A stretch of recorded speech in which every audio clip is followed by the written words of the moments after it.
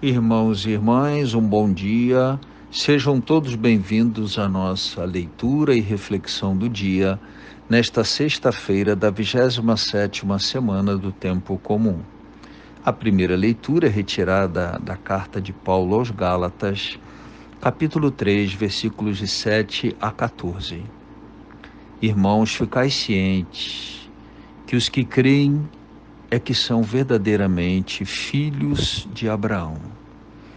E a Escritura, prevendo que Deus justificaria as nações pagãs pela fé, anunciou muito antes a Abraão: em ti serão abençoadas todas as nações. Portanto, os crentes são abençoados com um crente Abraão. Aliás, todos os que põem sua confiança na prática da lei estão ameaçados pela maldição, porque está escrito: maldito quem não cumprir perseverantemente tudo que está escrito no livro da lei. Pela lei ninguém se justifica perante Deus. Isso é evidente, porque o justo vive da fé. E a lei não se funda na fé, mas no cumprimento. Aquele que cumpre a lei, por ela viverá.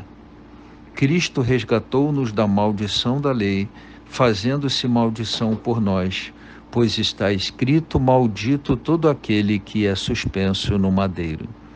Assim a bênção de Abraão se estendeu aos pagãos em Cristo Jesus, e pela fé recebemos a promessa do Espírito. Palavra do Senhor. Salmo 110, a resposta a esta leitura: o Senhor se lembra sempre do seu povo. Eu agradeço a Deus de todo o coração, junto com todos os seus justos reunidos.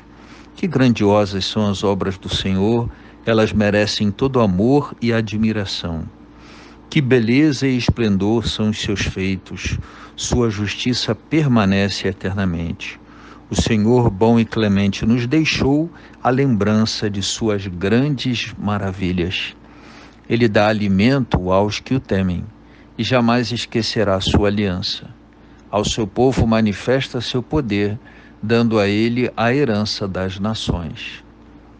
O evangelho proposto para a nossa reflexão de hoje é o de Lucas 11, 15 a 26. Naquele tempo Jesus estava expulsando um demônio, mas alguns disseram: é por Belzebu, o príncipe dos demônios, que ele expulsa os demônios. Outros, para tentar Jesus, pediam-lhe um sinal do céu. Mas, conhecendo os seus pensamentos, Jesus disse-lhes: todo reino dividido contra si mesmo será destruído, e cairá uma casa por cima da outra. Ora, se até Satanás está dividido contra si mesmo, como poderá sobreviver o seu reino? Vós dizeis que é por Belzebu que eu expulso os demônios. Se é por meio de Belzebu que eu expulso os demônios, vossos filhos os expulsam por meio de quem? Por isso eles mesmos serão vossos juízes. Mas se é pelo dedo de Deus que eu expulso os demônios, então chegou para vós o reino de Deus. Quando o homem forte e bem armado guarda a própria casa, seus bens estão seguros. Mas quando chega um homem mais forte do que ele, vence-o, arranca-lhe a armadura na qual ele confiava e reparte o que roubou. Quem não está comigo está contra mim, e quem não recolhe comigo dispersa. Quando o espírito mau saiu do homem, fica vagando em lugares desertos à procura de repouso. Não o encontrando, ele diz: vou voltar para minha casa de onde saí. Quando ele chega, encontra a casa varrida e arrumada. Então ele vai e traz consigo outros 7 espíritos piores do que ele, e entrando instalam-se aí. No fim, esse homem fica em condição pior do que antes. Palavra da salvação. Irmãos, em nossa reflexão de hoje, damos continuidade na primeira leitura, a grande questão da divisão da comunidade dos Gálatas, em virtude daquela presença judaizante forte dentro da comunidade cristã, que tendia a inverter o lugar exato da lei, colocando-a à frente da graça, fazendo, por exemplo, da fé cristã uma simples observância de lei, quando, na verdade, a reflexão de Paulo diz que quando o Senhor nos chamou à fé e nos deu por pai na fé Abraão, não havia a lei, e que a graça, ela é, portanto, e remete, portanto, a Abraão, e é, por isso, anterior à lei.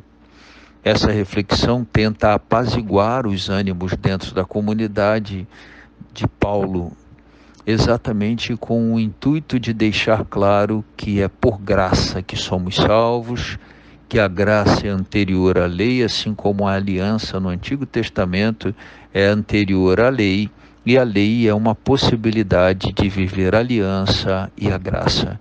Jesus trata deste tema da divisão no Evangelho, dizendo que um reino não pode se manter de pé se está dividido contra si mesmo. Penso que em nossa reflexão de hoje, na Semana da Vinha, no cuidado que temos com a vinha, há um grande convite a exatamente combatermos a divisão, toda e qualquer espécie de divisão em nós e entre nós deve ser entendida como razão de enfraquecimento na fé, como razão de fragilização de nossa caminhada pessoal e da vinha que o Senhor nos confiou. Busquemos a unidade que se opõe à divisão. Um dia abençoado para todos.